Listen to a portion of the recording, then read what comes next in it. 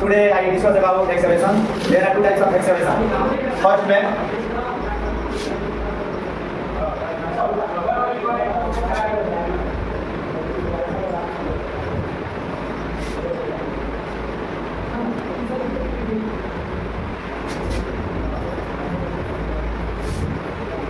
Acceleration दो तरह का होता है, एक होता है मैनुअली एक्सेलरेशन और दूसरा होता है मैकेनिकल एक्सेलरेशन। फर्स्ट में देखेंगे मैनुअली एक्सेलरेशन जैसे हो गया कि वर्करों के द्वारा खुदाई किया गया जिसमें किसी मशीन के द्वारा खुदाई ना किया गया उसे हम मैनुअली एक्सेलरेशन कहते हैं। और सेकंड होता है मैकेनिकल एक्सेलरेशन ऐसा एक्सेलरेशन होता है जिसमें हम किसी मशीन के द्वारा हम खुदाई कराते हैं, जैसे हो गया बैकहोल्डर हो गया, पॉपुलर के द्वारा हम जो खुदाई करवाते हैं वो हो गया मैकेनिकल एक्सेलरेशन। और इसमें खुदाई करते समय बहुत सारे हजाम हो सकते हैं, तो सबसे पहले हम ध्यान रखेंगे। और जहाँ भी यदि हम किसी शहरी इलाके क्षेत्र में जहाँ भारी गाड़ी का आना जाना है वहाँ हम सबसे पहले अच्छे से बैरिकेडिंग करेंगे। और ये सब काम करने से पहले हम सबसे पहले परमिट हम लेंगे, उसके बाद हम वर्कर के द्वारा काम करेंगे। परमिट लेने के बाद ही हम क्या करेंगे, यदि भारी वहाँ आना जाना है उधर हम काम यदि करना है हम लोग को बैरिकेडिंग कराएंगे, उसके बाद उधर ही काम करेंगे। यदि नॉर्मल इधर गाँव में काम करना हो या फिर अन्य जगह काम करना हो जहाँ कोई आवागमन हो गाड़ी का, वहाँ हम लोग सिंपल बैरिकेडिंग करके काम कर सकते हैं। और काम कराने से पहले हम लोग वर्कर से पूछ सकते हैं यदि कोई वर्कर में किसी प्रकार का कोई दिक्कत हो तो हम यदि वो बीमारी है या फिर वो किसी चीज़ से पीड़ित है तो हम उससे काम नहीं करेंगे।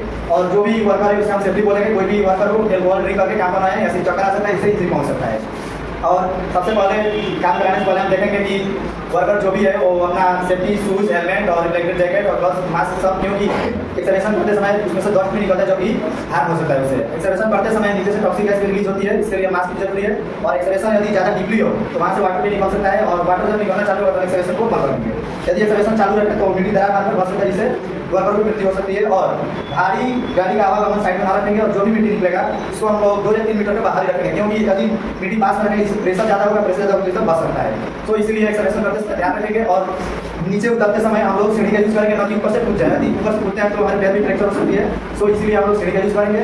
और जहाँ पर बात रही एक्सेलरेशन करते समय तो एक्सेलरेशन को ज़्यादा तेजी से नहीं कर रहे हैं, और हवा यदि तेज बढ़ रहा हो तो एक्सेलरेशन को हम लोग रोक दें, क्योंकि जो मिट्टी यदि आसपास हो यदि वो गीली नहीं हो तो भूल कर उनका आँखें पड़ सकता है, जिससे हमें आई भी डैमेज हो सकता है। इसलिए हम लोग को जो भी काम करना हो सेफ्टी में रखकर ही काम करें, और बिना सेफ्टी का कोई भी वर्क न करें जिससे हानि हो सकती है। So thank you.